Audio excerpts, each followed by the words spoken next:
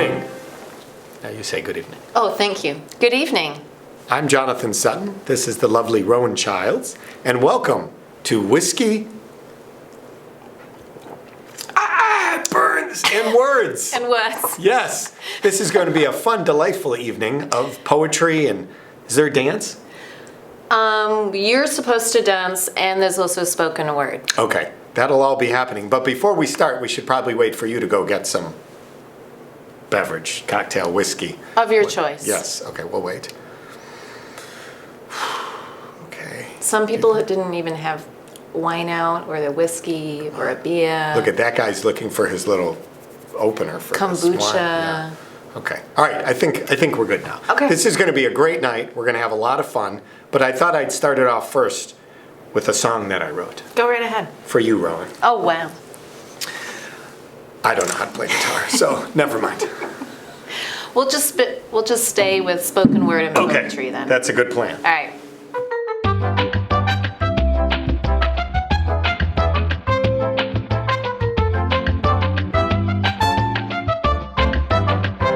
Hi, and welcome to our fifth Whiskey and Words.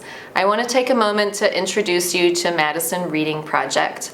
We are a 7-year-old nonprofit, and our mission is still the same from the very founding, which is to provide free quality books to children, educators, and families across the greater Dane County area. To give you an idea of the size of our organization's reach, last year we provided 70,000 books during COVID that were much needed when children and families needed actual physical materials in their hands. We love providing books that children delight. So the newer, the better quality, obviously that's definitely our goal, and books that interest children.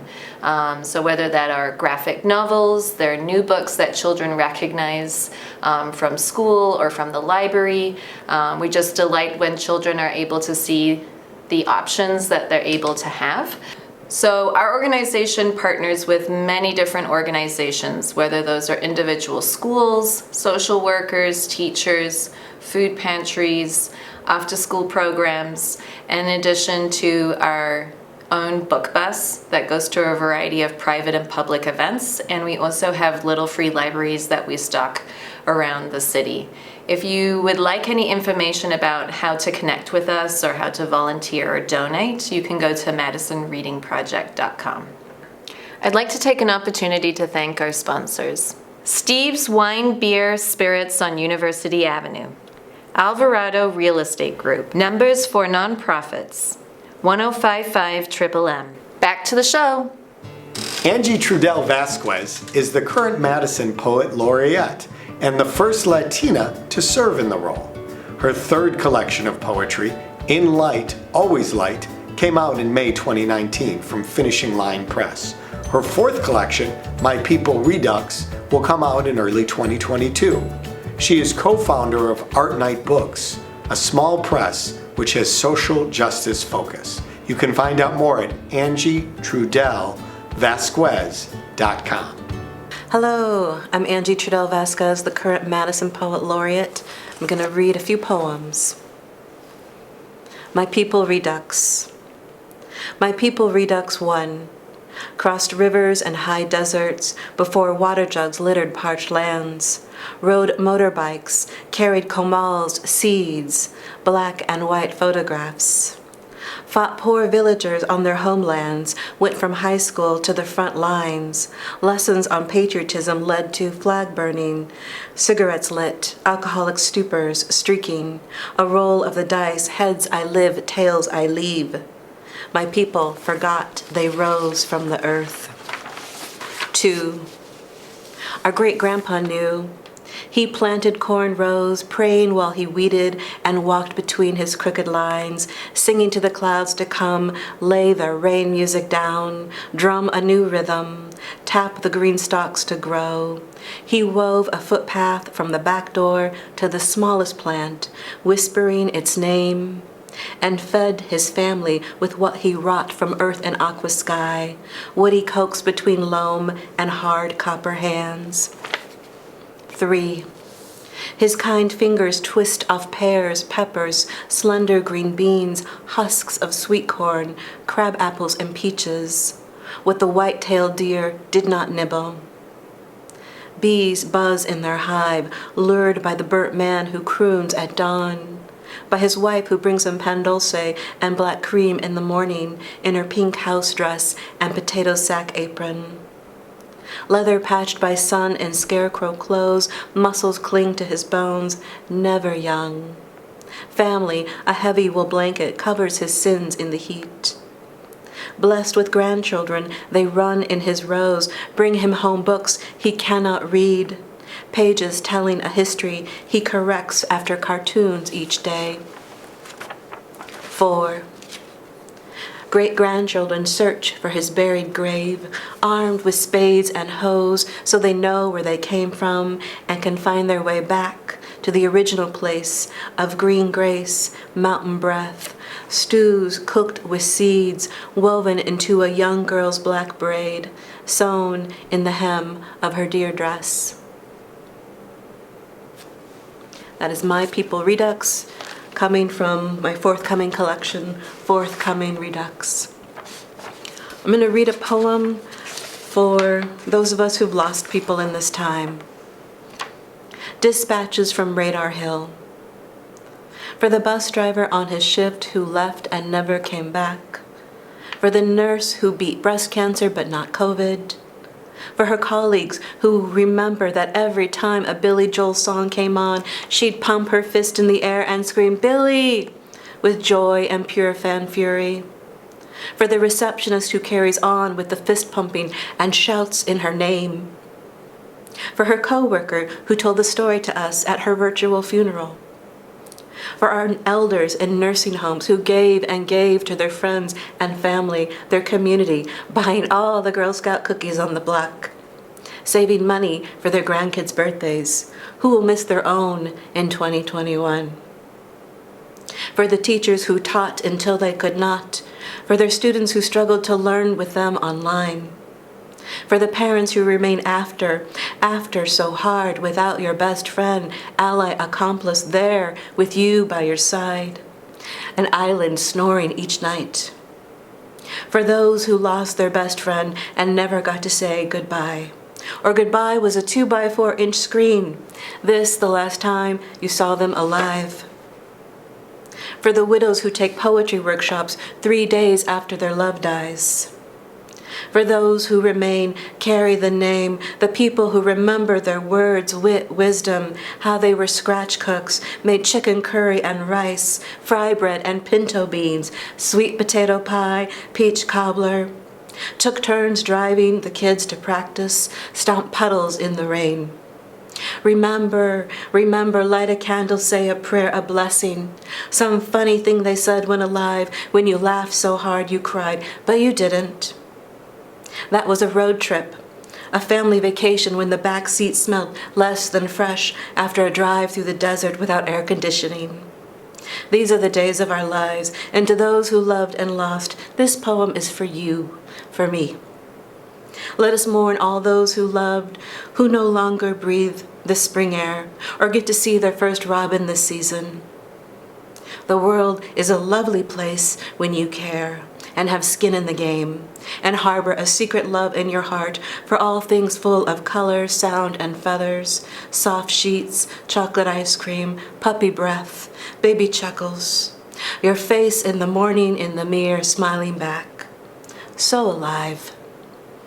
As Dispatches from Radar Hill. The mayor asked me to write that piece. And I'm going to close with a happy poem called Scribbling. Scribbling. I prefer crowds with voices echoing up and down the train cars, city bus gear singing, "Stop here," exhaust spewing, laughs rolling to the page, boots, heels, sneakers step on and off the curb. Voices flood ears, become stolen dialogue in ink. I write in public to feel stilettos slap pavement, for the roar of pigeons in flight, the scent of yeast, to count those who stopped to give the cold and knocked about coins on the corner. Watch a little boy with his grandma hand out raisins, buy their newspapers, deliver popcorn balls, candy canes, cards full of glitter signed in a 7-year-old scrawl. God bless you. I write so we can rest our bones, our driving force to live without capture, to forget about death, float words to the page without waking, rise above ego brain, scribbler with no name. Observe life teeming, chipmunks who skedaddle at the crow's shadows, squirrel highways and city parks, on power lines, pitches. To see young men assist a tottering woman and her bags cross the street when traffic does not stop for thin bones. The way El Sol goes to sleep, cast a halo over structures human construct to shield people from ice sheets, whistling across lakes, prairies. The summer rays that burn foreheads and cheeks, stamping a fury. So we can sleep at night, embrace the cold, dark light. Thank you. That's from In Light, Always Light. Leslie Coff has a husband, 2 dogs, 5 adult children, and far too many ideas. She lives, writes, and avoids riding in Madison, Wisconsin. Take it away, Leslie. And don't forget to donate. Jonathan, thank you so much. Thank you also, Rowan, and the work you do with the Madison Reading Project. Madison Reading Project, thank you for what you do for so many people. My name's Leslie Coff. I'm reading Oh Pandemic Wedding, Oh Happy Day. As one would expect in times of change, there was a strong wind, and oh, how it blew. This story is personal. This story may be entitled, but it's mine.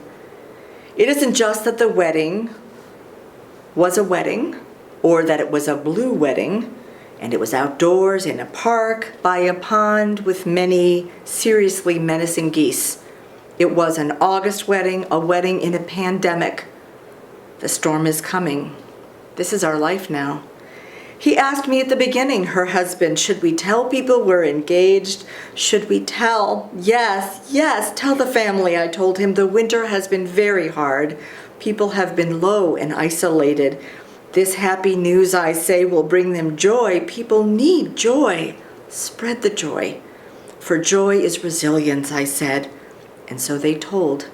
And joy did spread, like raspberry jam. We were sticky with it, the joy.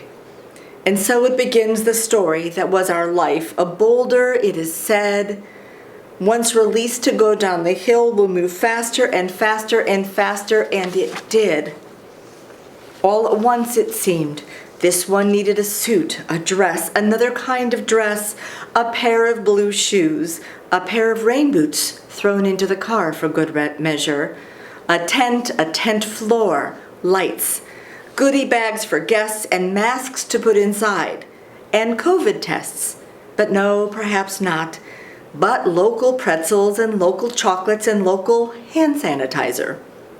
In the comedy that no one will write, the bride's father, on the morning of the wedding, will say to his wife, "My throat is scratchy. I'm running to Walgreens to pick up some quick COVID tests. Should I get a bunch to hand out to the guests?"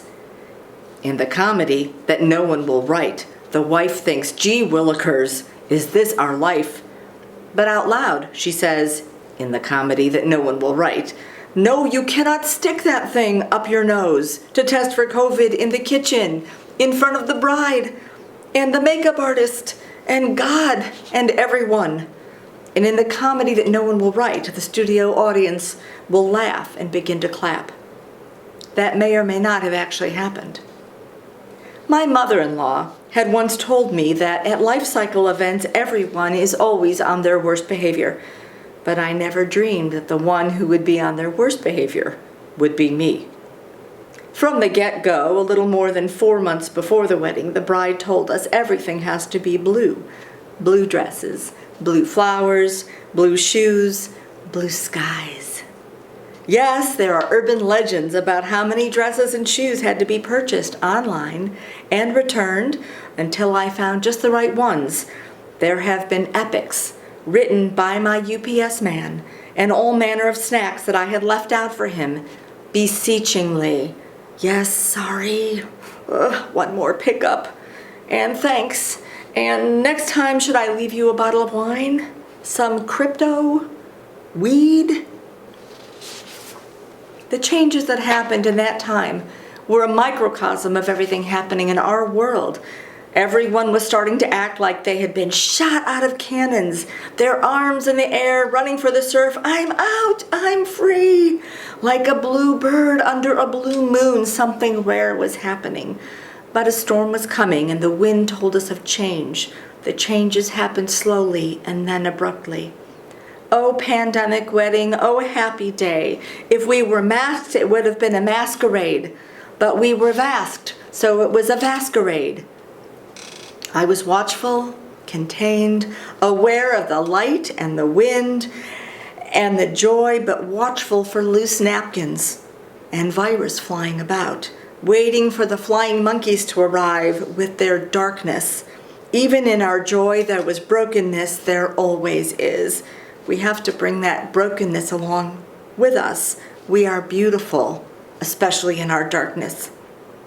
I did not join the conga line after dinner, but I watched. For days afterwards, I wanted to make sure everyone was feeling well. Blue skies, blue shoes, blue dress, blue guilt. In heaven, there was a battle.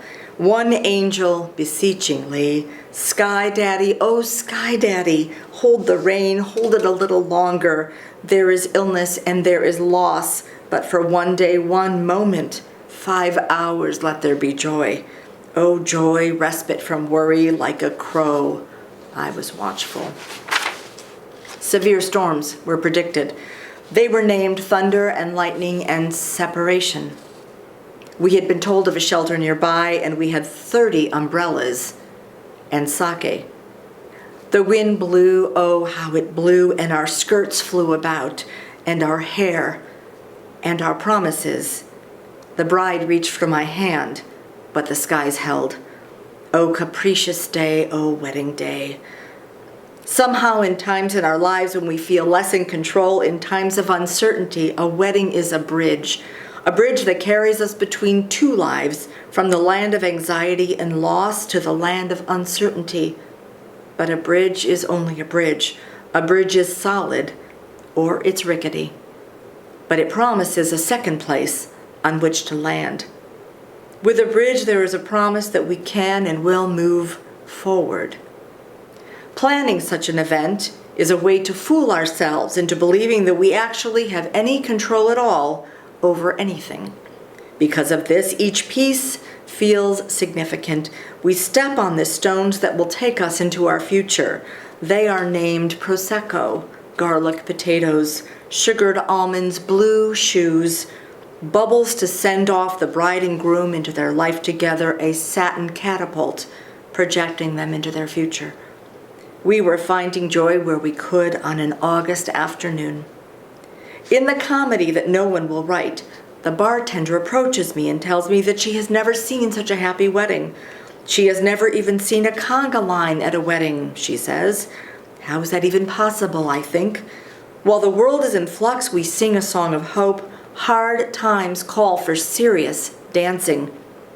The joy is in the singing, the dancing, and in the blue. As the sun sets on the lagoon and the garlic potatoes have been eaten, the cake has been cut. There is laughter and still a conga line, and the wind has finally died down.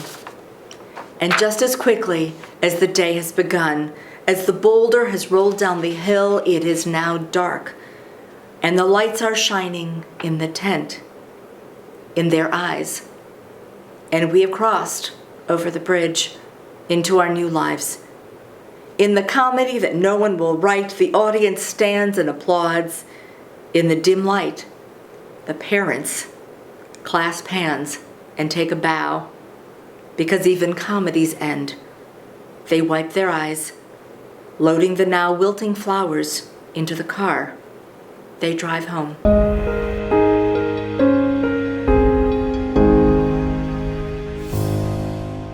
Araceli Esparza is a Latinx poeta Her work has been published in Madison Magazine, Verse Wisconsin, and several anthologies, and you can hear her poetry on Wisconsin Life Archives. She is an MFA graduate from Hamline University and was born and raised right here in Madison. Her parents were migrant farm workers from Mexico from whom she still gathers her strength. She was also featured in Hispanic Star Rising by Claudia Romo Edelman. Araceli was named Wisconsin's most influential Latina by the Wisconsin State Journal and Madison 365. Hello. Thank you, Jonathan. My name is Araceli Esparza. I'm a local poet, writer, and advocate for diverse reading. So I have a little talk that I have prepared for you all today. Picture books. They are the windows to new and diverse cultures, but they also serve as mirrors to our own confidence and growth as an adult. For young adults of color like myself, multicultural adult literature was the gateway to understanding race, class, and gender in our country. It was 1994, and I was at the Latina conference here at UW-Madison, and Gloria Alzandua, a prolific writer, Chicana, Latina queer author, was there presenting, and she was talking about her new picture book, La Prietita and the Ghost Woman. And at that time, I wondered why a prolific writer would write a picture book. Looking back now, I understand that she was being progressive in her trajectory as an author writing a diverse picture book. I have found in my research that Latino picture books are not published at the same rate as the rest of the picture books are. In fact, the Wisconsin Cooperative Children's Book Center at UW-Madison found that Latino picture books are only published 3% in comparative to the rest of the population in any given year, although we make up nearly a quarter of all public school attendance. And that statistic is reflective of my own life. Growing up, I never read stories that were about La Virgen de Guadalupe, our patron saint. I never encountered stories that were about my hometown in Mexico. And I certainly never read stories about abuelitas teaching their grandchildren Spanish. I never found these books that were mirrors to my own life in the bookshelves of a library, inside of the schoolroom, or even in my own home. But what can we do to close the gap of diverse books to a proper representation of our population? What can you do as a parent, child, professional, teacher, a lover of books do to change this tide? 3 things. You can provide access, network, and continue to support agencies like Madison Reading Project, who are doing an amazing work of getting these diverse books into the hands of children. By providing access to multicultural diverse books, use your purchasing power. You can buy books written by diverse people and donating them to agencies like NPR, who in 2014 gave over 220,000 books to over 120,000 families. That's incredible. Networking. A philanthropic leader can be your neighbor, your social circle, friends, and even you. Have you heard about the viral lemonade stand started by a 9-year-old in Belleville, Wisconsin? Morgan McLeod of Belleville, Wisconsin, hoped to raise money to fight hunger in her community by starting this virtual lemonade stand. She hoped to raise $90. She never expected to raise over $53,000. Never underestimate the power of people, and you too can be like Morgan and harness that people power of social media. Snap a picture of yourself or a child reading a diverse book, and let's just see how far that will go in your social media reel. Your third step is to help change the bias of multicultural reading by centering and sharing your love of diverse books. And this is a great way to connect more readers to diverse books. With these simple actions, we can change how we value books with brown and black characters. These books are windows to diverse cultures. And while we might not be a major giving foundation, each of us have the power to change how diverse books are viewed in our circles. I started doing this work by getting vulnerable and relentless in supporting marginalized voices in our community. I've raised thousands of dollars to support brown and black communities in our city to getting their basic needs. And I'm a firm believer that literacy is the key to success in meeting those basic needs. All children deserve to see their identity represented in a book. I hope that you will continue to be inspired, to share, to use your access and network to help causes like Madison Reading Project, to reach more families and children so they can discover new windows and mirrors in the pages of the books that they read. Thank you.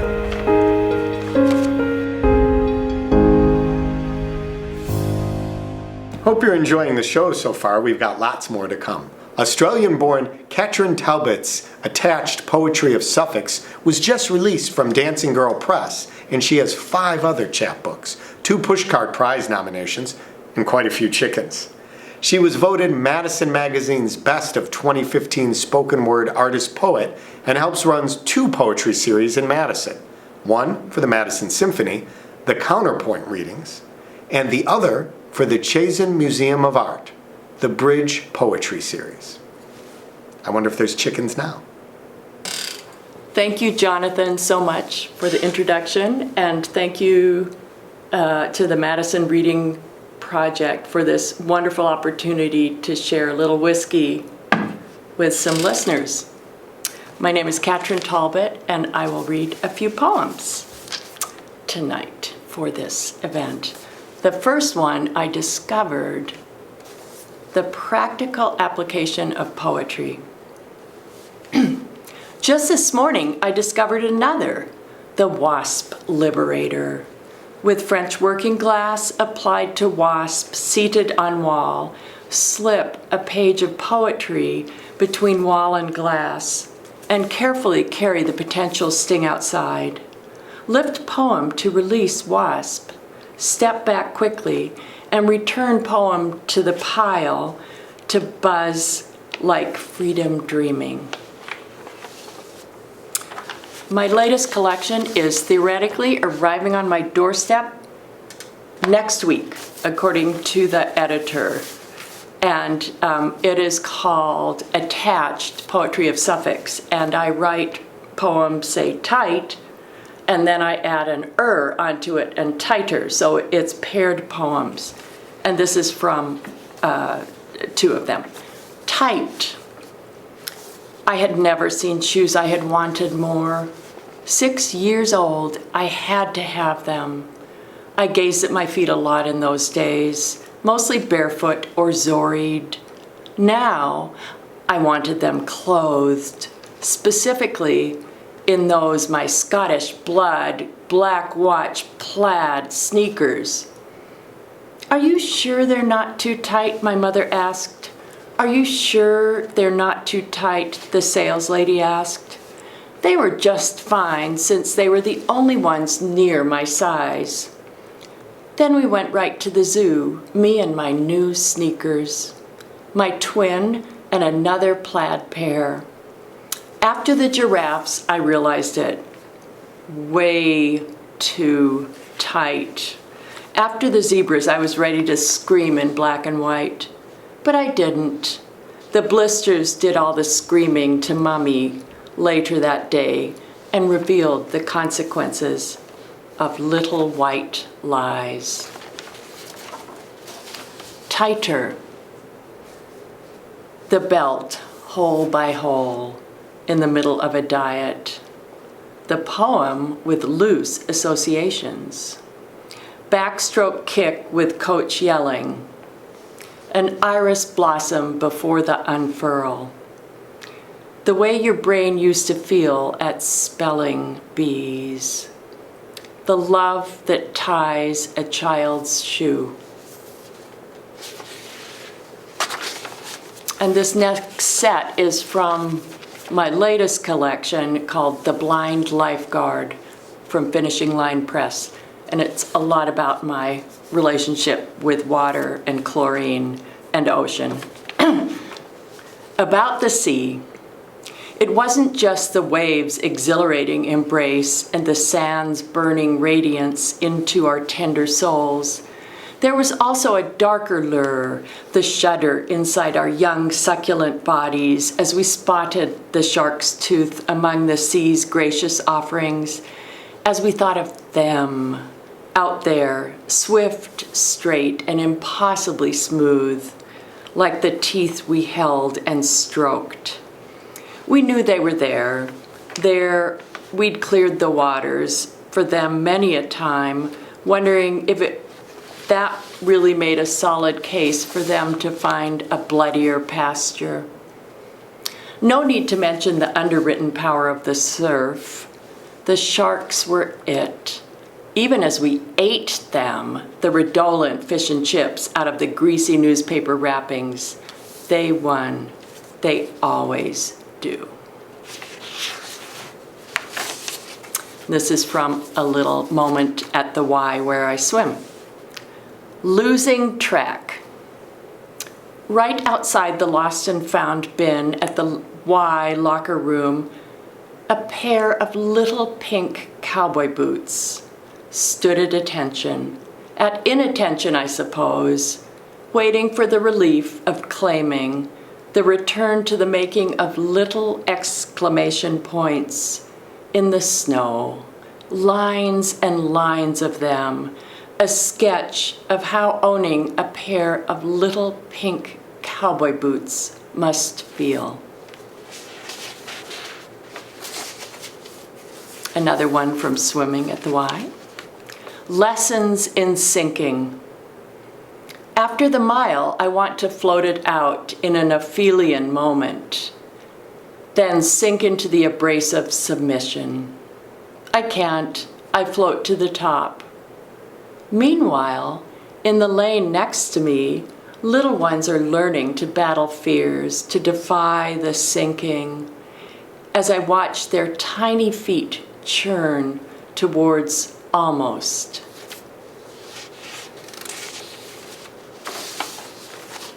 This one is about high school and shiny hair.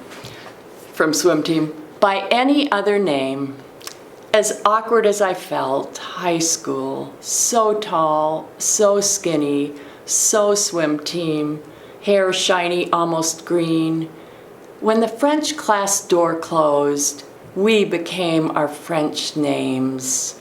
We were older, more elegant, civil, beautiful, as I would carry the grace of Angélique through the next hour, even past it on a good day, as Madame Hewitt pulled us slowly and gracefully through her beloved language, verb by verb, her pursed and painted lips, our portal into what must have been. This is just a nonsense poem because maybe you've had 4 sips of whiskey by now. Last night, I dreamt in plaid, fields of plaid as I marched across them, holding high my percentage of Scottish blood as pennon on lance. Nothing much came of it, plaid after all, but a memory of a journey towards, away, low, high, the way we can find a past by chance and carry it for a heavy moment in our radiant palms. And my last poem is called Sustenance, and it has an epigram, a quote from Tess Gallagher. The quote is, "I am like a mad woman who has been caught eating pearls." Sustenance. I watched a jeweler bite my strand of pearls, just opened her mouth and chomped. A shocking technique for a young bride to witness. But of course, when I got home, I nibbled. But were I mad? That lustrous mass of oyster imperfection would not be my appetizer of choice. The strands of river pearls my daughter gave me, dancing all day around my wrist, staring at me like tiger's eyes, those I'd suck on one by one until I finally became a river, fierce and round the bend. Thank you so much. And cheers.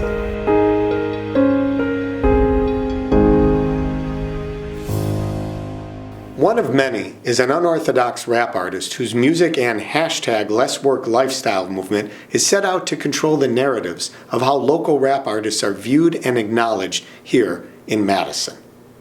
Out of the many things one does, it all aligns with his music. Whether it's Less Work Literature blogs, Less Work Lens photography, or Less Work's lyrics music, they're all necessities of which local artists need to remain relevant and for their views to reign as influential. A local artist himself, one saw this as an avenue to create in Madison and titled his solution-based company Less Work Local Lifestyle, along with his business partner Akea, Kilo, Alexander. One of Many creates the soundtrack to the lifestyles of local artists, while Kilo captures it all through her Less Work lens. Remove the instruments from One of Many's music, and you will not only enjoy poetry, but also a king's speech and a template for radicals. Poetry is the perfect engagement for those who are aware, and also to One of Many's local is the new global message. As One of Many would put it, easy wins. Toast up, Jonathan. Appreciate the intro. This year too. Y'all got y'all whiskey? We got the words. I am One of Many. I represent a brand called Less Work Local Lifestyle. We represent local artists that do hip hop in the city of Madison. But today, I got some words for you. It's my favorite piece actually. It's my self-titled poem. It's called One of Many. Enjoy. Poem I am one of many who fit the description of, there he is. One of many who saw but can't quite say what I witnessed because I, like most of us, am not allowed to play the victim. And that's a fact. But now that the back of the monkey is broken and everyone's supposedly awoken, I gotta ask, what's the big deal? But no, I'm asking for real. Because if your solutions are only exclusive to those in collusion with your illusions, what's my freedom of speech really proving? But no, I'm asking for real. At least on behalf of those mass incarcerated in hopes of an appeal. Meanwhile, generating generational labor without any hopes of any saviors. To defeat these odds, it's gonna take more than a warrior's prayer. Yet again, I am one of many of the men attempting to fix what was intentionally broke to begin. So no, the laughs I get never severed my strength as I stride on a path lit from lights heaven sent, guiding my lines and strokes and designs, only to reveal life and death are both divine. No regrets, as I expect many to object when submitting to subjects of signing lines and cashing checks. See, there's a fine line of knowing, no matter the amount, you settle for less. And well, that's the battle with life and self. I suggest you do what's best for self, because I am one of many with wise words who lie submerge in temptation of lies and urge. One of many denied of their worth, who refuse to roll over and die with this curse. If it's better you than me, well, you first. Speak life or say less is a motto I live by, where illegal activity becomes a means of getting by. Judge all, love none. It's like a new religion. Everyone's possessed with it, including children. Am I the only one, or many, to resist the life of presenting material things on behalf of greed and women? Nah, that's not to diminish the feeling. But if there's a hole, those things won't fill it. So this from the heart, with love. Handle your business, for it will be one of many of your surviving decisions. Life is learned once quarters adjourn, and hindsight is 20/20. Not to mention the year to adjourn. Imagine this. Two battles exist. Real life versus real life, then you realize your life is the pit. So when the credits roll, leverage your lows in hopes of blessing those invested in your goals. See, the value of $1 next to gold is the equivalent of love spelled with X's and O's. Commitment is my strategy for single success, where strong enemies are disguised as less of a threat. Because I am one of many uncompromised in my role of reversing the genocide. But through affiliations I become awakened, and for the most part forsaken, because most of our leaders have taken the bacon. I pass no judgment. Eat what you kill, reap what you sow.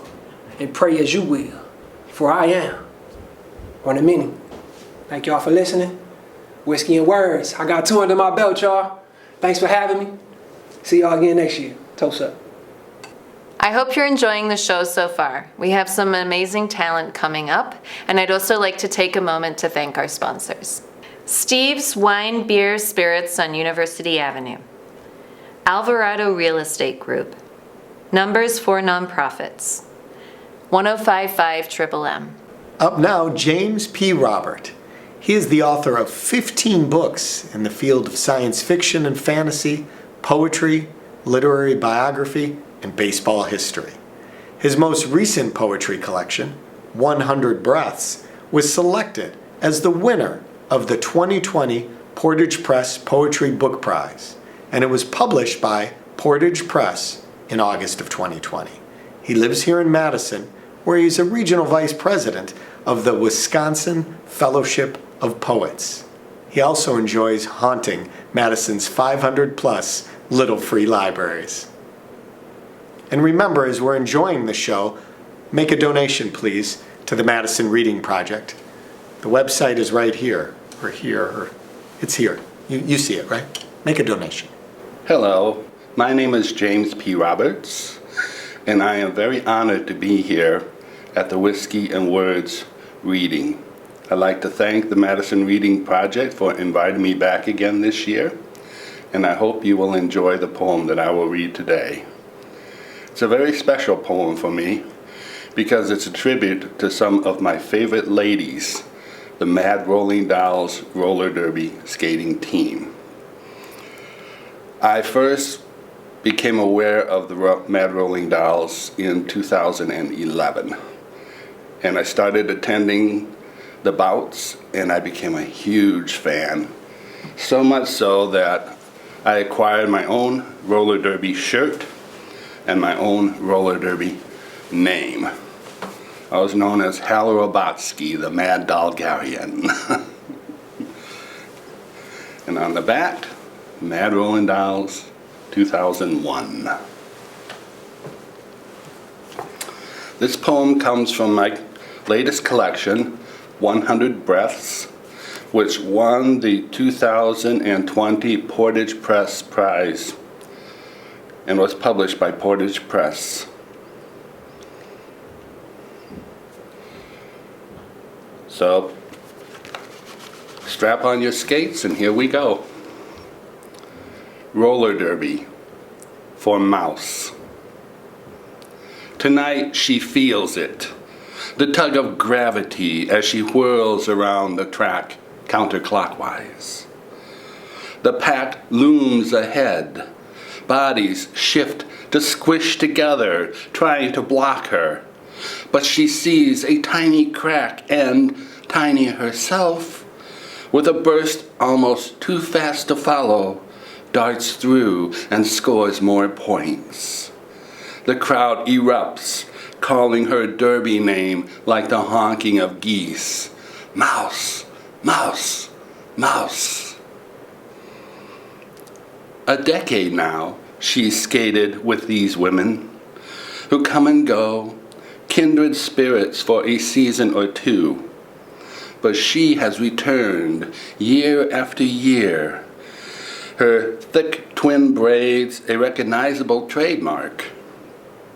How long she will continue, she does not know. Only that she still relishes the thrill of speeding along to the energy of the crowd, the pulse of her heart, the rumble of the skates, and all the mad happiness she can contain. Thank you.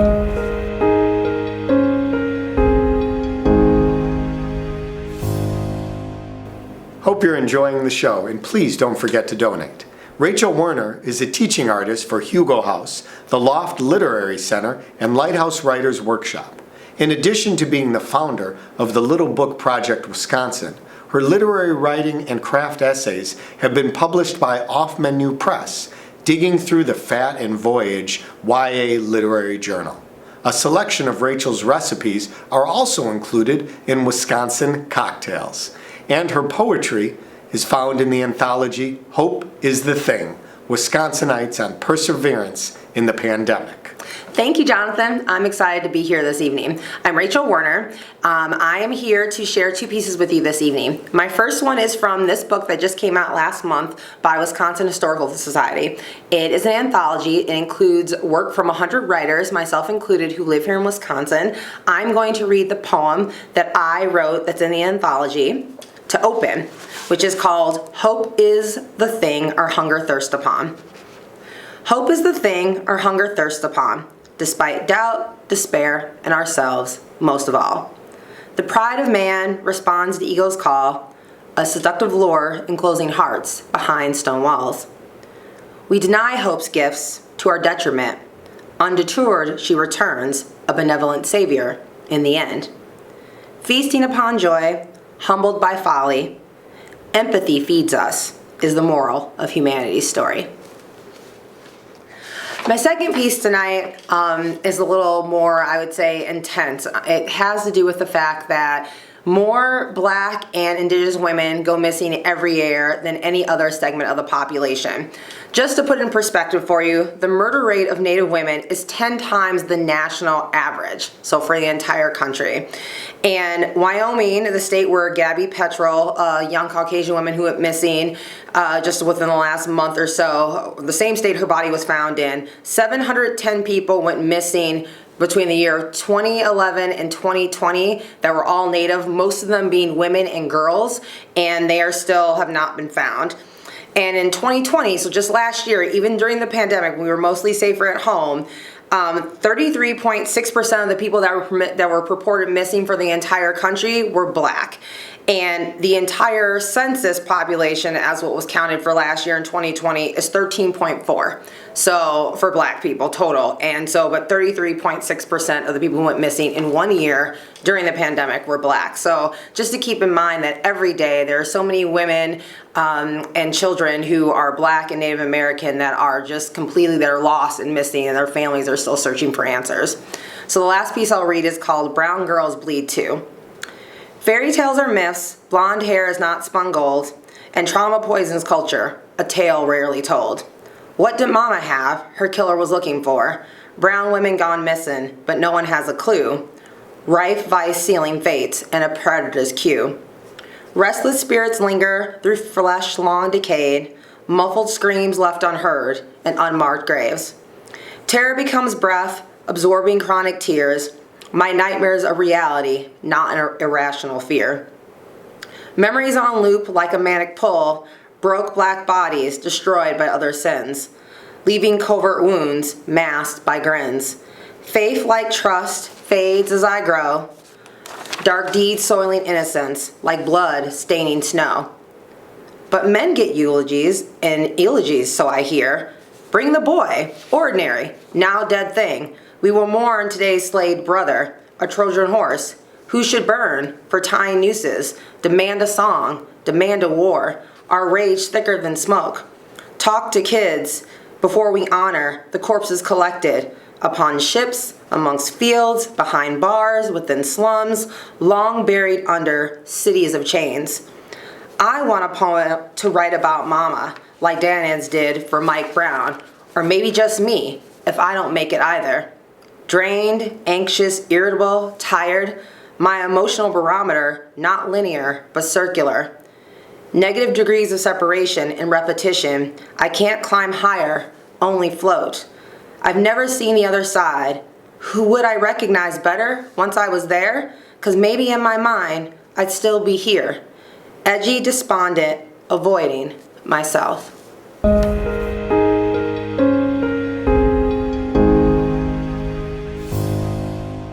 Barry Wein, he, him, his, is a writer, storyteller, singer, activist, ally, and student of life. For more than 20 years, he has helped good causes share their stories so they could do even more good in the world. These days, Barry feels compelled to jot down and share his own direct, funny, and often confessional tales with the hope of connecting with diverse audiences. Barry, the stage is yours, and please don't forget to donate. Thanks, Jonathan. Hi, I'm Barry. and this is a new piece titled Ripples. It's dedicated to my mom, a fantastic public school teacher who mentored me during my brief career in that field and raised me with the values and love of reading that are such a core part of my identity today. It's also dedicated to the Madison Reading Project. I chose to tell this particular story because it illustrates in words the transformational power of books and education. I awoke from the excruciating pain. It ran like usual from the fingertips of my right hand all the way past the scar on my elbow, itself a macabre memento of the surgery required to put one of the main nerves in my arm back where it belonged, after I took a nosedive like George Foreman did in the 8th round at the Rumble in the Jungle against Ali in '74. However, I wasn't trying to win the heavyweight championship of the world. I was just trying to get on a crosstown bus. But I had one foot firmly planted on the entryway when the driver, either oblivious to my presence or clearly anti-Semitic, took off faster than a viral trend on TikTok while the door was still wide open. In an instant, I fell back out of the bus and held my balance precariously on the edge of the sidewalk, swaying like a tightrope walker, waiting for the bus to pass until I plummeted into the street. You see, that freak fall and the operation that followed a year and 3 months later conspired like Sweeney Todd and Mrs. Lovett to serve me something far more insidious than meat pies on Fleet Street. I left the hospital with a new pair of fashionable blue gripper socks and a lifetime supply of complex regional pain syndrome, CRPS, a rare, incurable disorder in which my body's fight or flight system is now damaged and as a result causes my nerves to misfire, sending non-stop pain signals that have turned my wounded wing into a torture device that would even impress Vlad the Impaler. It feels like being burned alive on the stakes in Salem, like being stabbed repeatedly by the Manson family, like being hit by 2,000 volts while strapped into a chair in a Texas state prison, like being smashed by a big car-crushing machine in Pulp Fiction, like pins and needles, but if pins and needles were replaced with flesh-eating fire ants, like Tom's paw throbbing cartoonishly in a mousetrap meant for Jerry. When it comes to touch, my skin is more sensitive than a Michelin restaurant inspector's palate. And like Houdini, but without the master illusionist's skills, I often feel shackled, chained, trussed, and nailed in a box, thrown overboard, drowning, nauseous, anxious, and barely able to breathe from the intensity of the surging pain. CRPS is notorious for the pain it inflicts, but it also causes difficulty processing thoughts. I have difficulty remembering conversations, recalling common words. I have constant fatigue, irritability, anger, depression, anxiety, and the inability to focus on and complete simple and complete tasks. I reached over to my nightstand to check the time on my iPhone, 4:30 a.m. like usual. I looked over at my wife, sleeping on the other side of the bed, and recalled with dread the night before. The two of us lying there as happy as John and Yoko selling peace, until I reached over to hold her hand in mine. I could bear it for about 10 seconds, until the pain became so agonizing that I had to remove it quickly. Depressed again at that thought, I began to think of all the other things CRPS had taken from me. I lost my dream job and became unemployable. I'm now on disability, and I even have one of those blue disabled parking placards because I can be in the middle of running an errand and can suddenly be hit with such severe fatigue that I literally can't find or make it to the car parked in the lot. I listed a dozen or more things in my mind until I decided I didn't know who I was anymore. It was at the end of this fabulous pity party, as I stumbled back and forth through the stages of grief like a barfly walking the streets at last call, that I decided to check my phone. I noticed I had a new message from someone via my YouTube account about a video of a reading I gave from the same Whiskey and Words event 2 years ago. I was shocked to discover that it was sent from a student of mine that I hadn't seen or spoke to in 28 years. When I briefly taught English Lit right out of college for a few years before ultimately deciding to pursue a master's degree in social work instead. I've condensed and removed or changed any personal identifiable information to protect the privacy of the individual who wrote it to me. Hi, Mr. Wein. It's been a while. I'm all grown up. My son is in high school. My daughter is in middle school. My husband sits next to me watching an Indiana Jones movie. My cat is resting one of his legs on top of my head. You weren't my original English teacher in 7th grade. He left one day in the middle of a lesson and we never saw him again. Several days went by and then you showed up as our new permanent substitute teacher. I remember you quite clearly. Some of the students nicknamed you Jesus because you were an optimist who treated us with dignity and respect. Many of us had not experienced such treatment before. Here's some of what I learned from you. Your lesson on bigotry and sexual harassment helped me to understand why every lowlife in my local bodega tried and failed to get in my pants. Your class on prejudice explained why I got followed around by angry-faced white adults in the store. Your teaching about Edgar Allan Poe and your dramatic reading of A Telltale Heart in the library explained madness to me in a way I could understand. So when my 350-pound grandmother stripped naked and then jumped me shrieking to the heavens, I knew she needed help. Your curriculum for I Know Why the Cage Bird Sings by Maya Angelou and your refusal to shy away from the graphic parts taught me that I was being groomed myself by my godfather who lived with us. I was raised in a family where nothing ever happened, and if it did, it was the fault of the victim. You taught me this lesson was wrong. As a result, when he was coming for me, I was ready. He didn't get me. I had been abused for many years by my mother, but you taught me that it wasn't because I was a horrible, defective parasite worthy of mistreatment, like my relatives tried to convince me I was. Now let's take you out of the picture. Being treated like a lowlife would have changed things around a bit. The jerks at the bodega would have gotten me. They got other kids by offering free beer and cigarettes. My grandmother might have seriously hurt me, and I might have let her. My godfather definitely would have raped me.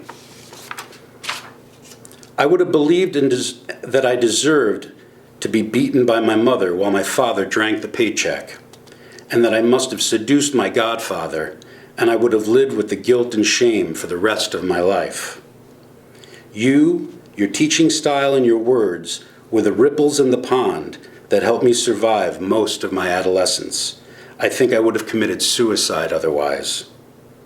I came across your reading for the Madison Reading Project on YouTube. Ha! Here you are after all these years. I felt a mixture of elation and anxiety. I don't usually open up like this. I thought about emailing anonymously, but then I thought, why? I remember you as a decent, good-hearted person.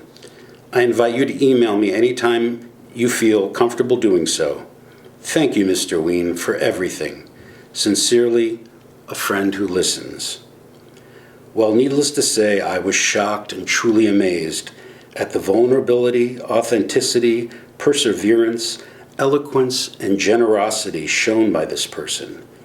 Incredibly saddened by what this person had endured at such a young age.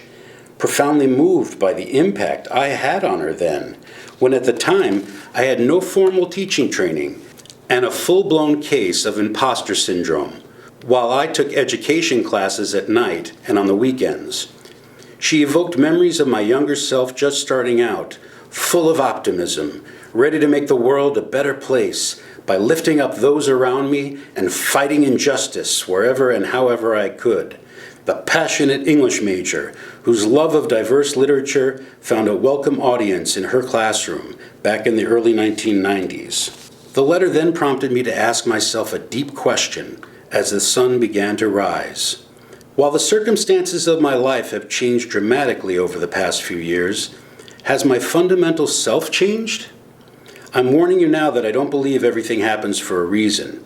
Tell that to the parents who lost their children at Sandy Hook. Yet after a couple of years working with specialized therapists, pain psychologists, psychiatrists, endless hours researching, trying about a dozen failing medications, and even transcranial magnetic stimulation, it took a former student of mine tracking me down after 28 years to finally break through my grief and help me realize that while CRPS has taken away many things, it can never take away my beautiful, bright, shining soul. I am still the same Barry I was when teaching those students, but with nearly 30 more years of experience, growth, and wisdom to offer my loved ones and the world. I emailed her back to let her know how thankful I was to get her message.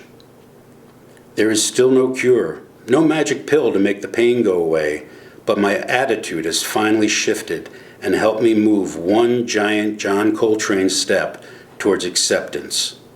Her words were the ripples in the pond that just helped me survive the biggest crisis of my life. Thank you.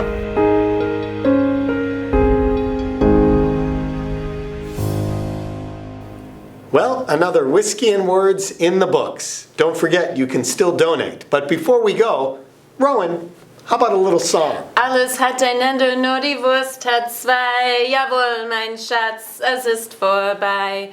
Doch du musst nicht traurig sein. Du bist lange nicht alleine. You go.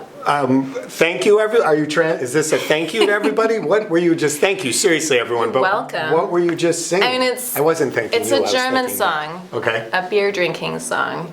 great. Which I know we were also drinking whiskey, but it's sort of wrapping it up as far as everything does have an end. Oh. And sadly, we're nearly coming to the end of the evening. We are, but can you translate it a little bit more? Is there? Everything has an end, but the sausage has two. I don't know if I'm turned on, horrified, or nauseous. I'm not sure. But thank you, everybody, for joining us tonight. Cheers. You keep saying you're welcome, and I'm talking to him, not you. You're welcome, and thank you for tuning in and supporting Madison Reading Project. Remember, the sausage has two ends. Is that what you said? Jawohl. Okay.